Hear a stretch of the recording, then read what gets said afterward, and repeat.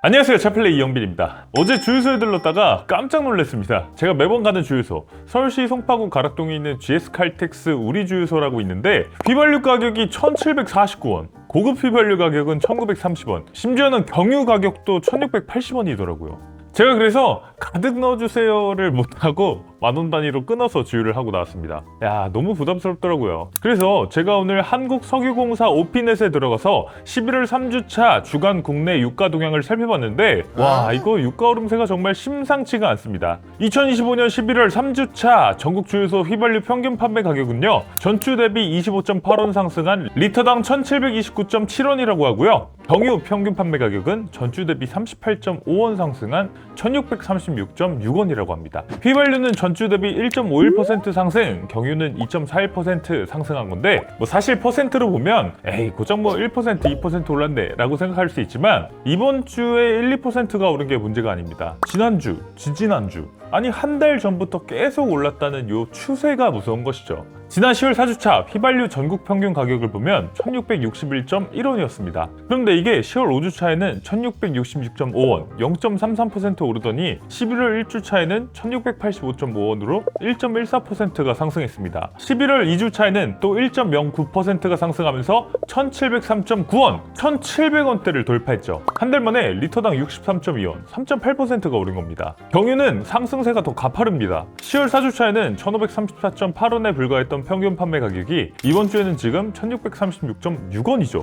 한 달 만에 리터당 101.8원이 올랐고 6.63%가 올랐습니다. 특히 경유는 1톤 트럭이나 화물차 기사님들이 주로 넣으시는데 이분들에게 주유비는 곧 사업 원가입니다. 매출, 운임은 그대로인데 기름값이 6.63%가 올랐다는 건 이분들의 순수익이 그만큼 줄어들었다는 뜻이기도 하죠. 매주 월급 삭감 통보를 받고 계신 셈입니다. 자, 그래서 저뿐만 아니라 많은 분들이 대체 유가가 어디까지 올라가는 건지 가늠을 할 수 없어서 굉장히 많은 스트레스를 받고 계실 텐데요. 대체 우리나라 유가가 이렇게 올라가고 있는 이유는 뭔지, 앞으로의 전망은 어떤지, 알뜰살뜰하게 주유할 수 있는 방법은 없는지 오늘 간단하게 말씀드려보도록 하겠습니다. 우리나라 유가가 올라가고 있는 가장 핵심적인 이유는 원달러 환율 인상 때문입니다. 사실 지금 국제 유가는 오히려 떨어지고 있어요. 우리나라가 원유 수입의 70% 이상을 차지하는 두바이유 가격을 보면요, 한 달 전인 10월 4주차에는 배럴당 65.5달러였습니다. 그런데 이번 주는 배럴당 64.6달러죠. 1달러 더 낮아졌습니다. 국제 휘발유 가격, 국제 경유 가격, 요건 싱가포르 국제 석유 시장에서 거래되는 가격을 말하는 건데요. 싱가포르에 커다란 석유 저장 탱크와 거래소가 몰려 있다 보니까 여기에서 아시아 전체의 휘발유, 경유 가격이 결정되는 겁니다. 그래서 싱가포르 현물 시장 가격, Mean of Place Singapore, 줄여서 MOPS라고 해요. 우리나라는 물론이고 일본, 중국 이런 아시아 국가들은 다 MOPS 시장 가격을 기준으로 국내 공급 가격을 정하는 거죠. 아무튼 그래서 국제 휘발유 가격을 보면 10월 4주차에는 배럴당 77.1달러였는데 이번 주는 배럴당 78.8달러입니다. 1.7달러 오르기는 했는데 이게 11월 2주차에 가격이 잠깐 치솟았어서 그렇고 전주 대비해서는 이번 주 가격이 1.4달러, 오히려 낮아진 금액입니다. 국제 경유 가격은 올랐어요. 아무튼 그래서 두바이유나 국제 휘발유 가격은 좀 안정화된 상태, 오히려 조금 낮아진 상태라고도 말씀드릴 수 있는데 우리나라는 이 원유를 사와야 되는 그 달러 가격이 올라가면서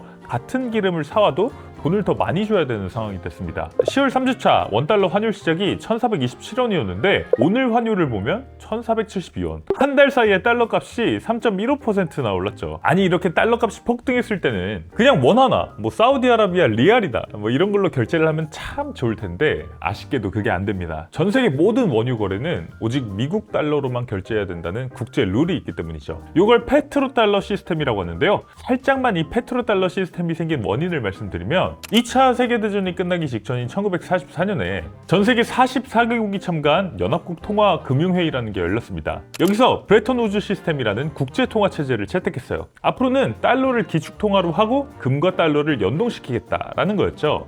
그러니까 은행에 35달러를 가져오면 1온스 금으로 바꿔줄게 라는 약속이 있었습니다. 그래서 미국 달러가 그렇게 가치가 있었던 거죠. 그런데 1960년대 말에 미국이 베트남 전쟁을 치르고 무역 적자도 보고 이러면서 달러 달러가 과도하게 발행되니까 달러 가치가 하락하게 됩니다. 외국 정부들은 달러 가치가 하락하니까 지금이다 싶어가지고 달러를 금으로 바꾸려고 하는데 이때 미국 닉슨 대통령이 우리 이제 금이랑 달러 안 바꿔줘 라고 배째라 선언을 해버립니다. 이게 1971년의 닉슨 쇼크였죠. 그러면서 달러의 위기가 오게 됩니다. 전 세계가 아니 금으로도 안 바꿔주는 종이 쪼가리인 달러를 왜 믿어? 라면서 달러를 버리기 시작했죠. 달러뿐 아니라 미국 위성 전체가 추락하고 있었습니다. 그런데 이때 당시 미국의 천재 외교관이었던 헨리 키신저가 사우디아라비아 왕실을 찾아가서 세기의 딜을 제안합니다. 사우디 왕가 여러분, 주변국들 때문에 불안하시죠? 우리가 최강 미군을 보내서 이 사우디 왕가와 안보를 영원히 지켜주겠습니다. 대신에 앞으로 파는 모든 석유는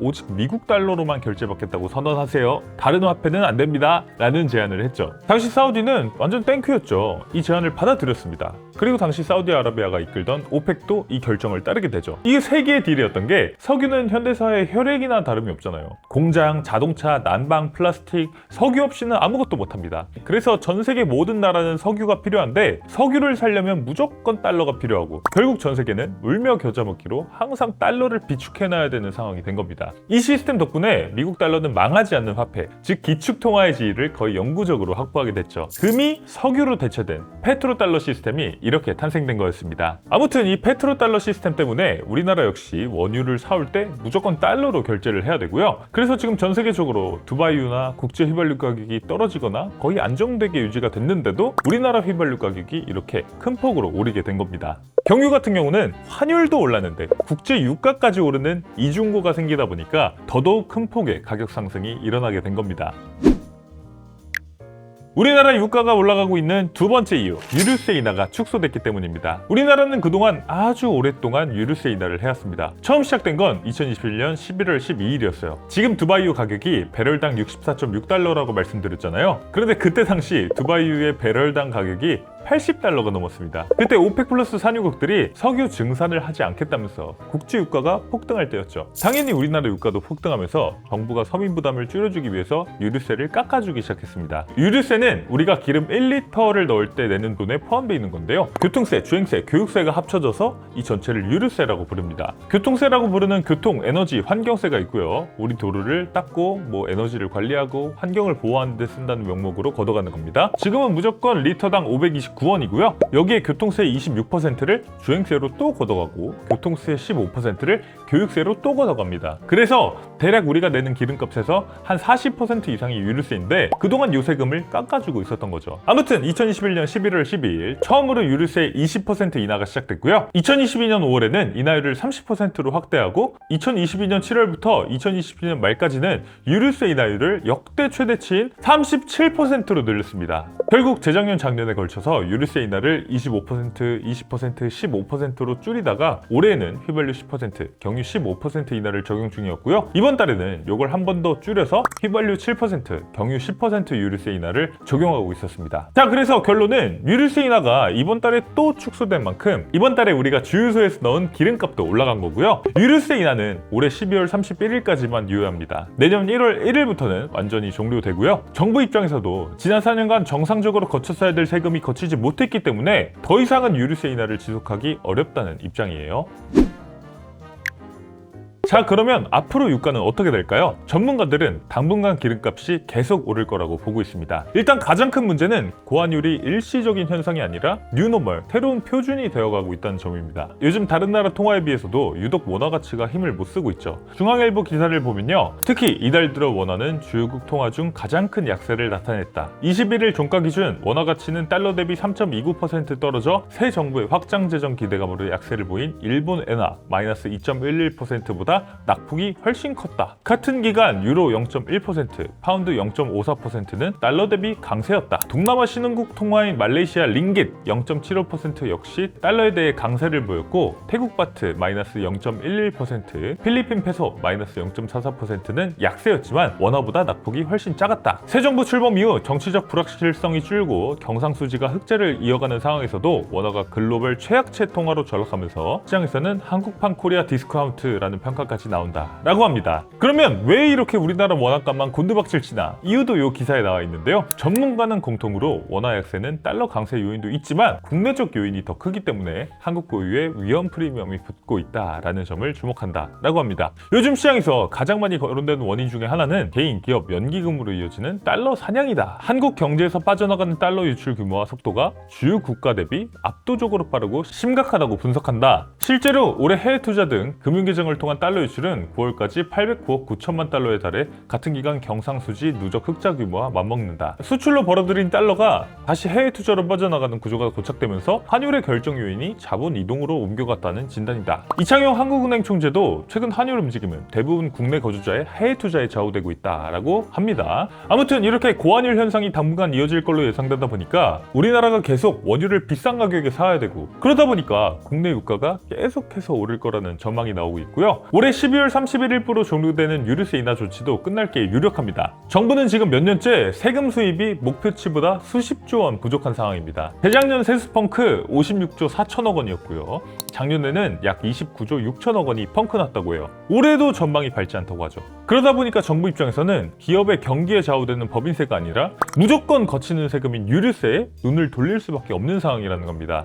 지난 3년간 유류세 인하 조치로 정부가 덜 거둔 세금이 약 13조 원이 넘는다고 하는데, 지금 30조가 펑크나는 상황에서 기름값 깎아줄 때가 아니라는 거죠. 이거라도 제값 받아서 메꿔야 된다라는 게 정부의 속사정이 아닌가라는 생각이 듭니다. 자, 그래서 휘발유 7%, 경유 10% 유류세 인하가 종료되고 나면 두 유종 모두 50원에서 60원의 가격 추가 인상이 예상되는데요. 그러면 지금 기준으로 단순 계산을 해보면 휘발유는 전국 평균 1,780원에서 1,790원, 경유는 1,690원에서 1,700원대가 될 걸로 예상됩니다. 서울시나 수도권 기준으로는 여기서 100원 정도 더 높은 휘발유 1,800원대 후반에서 1,900원대, 경유 1,700원대 후반의 가격을 형성할 걸로 예상됩니다.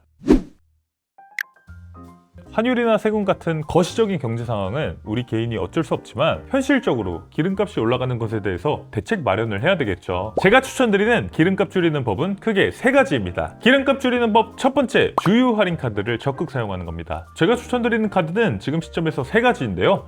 당연히 광고 아니고요. 첫 번째는 삼성카드 탭탭 드라이브 카드입니다. 리터당 최대 150원 할인 혜택이 있는 카드고요. 월에 100리터 주유를 한다고 가정했을 때 최대 18,000원 절약이 가능합니다. 전월 실적은 30만 원 이상이라는 점은 참고하셔야 하고요. 두 번째는 신한카드 딥 오일 카드입니다. GS칼텍스, SK에너지, S오일, 현대오일뱅크 4개 정유사 중에 하나를 선택해서 최대 10% 주유 할인을 제공해주는 카드예요. 주유소 한 곳에서 최대 3만 원까지 할인받을 수 있습니다. 물론 이것도 전월 실적 30만 원 이상이라는 점 참고해 주시고요. 세 번째는 롯데 디지로카 오토카드입니다. 리터당 최대 150원 캐시백 혜택이 있는 카드고요. 월에 최대 5만 원까지 캐시백이 가능합니다. 전월 실적은 50만 원 이상이라는 점 참고해 주시고요. 모든 카드는 반드시 상품 설명서에서 실적 유예 기간이나 주유 실적 포함 여부도 꼼꼼히 확인하셔야 됩니다. 기름값 줄이는 법 두 번째, 오피넷 앱을 적극 사용하시는 겁니다. 오피넷은 한국석유공사에서 운영하는 앱인데 주변 최저가 주유소를 안내해주기도 하지만, 만약에 최저가 주유소가 5km 떨어져 있다 그러면 거기 왕복하는 10km만큼의 기름값이 더 들잖아요.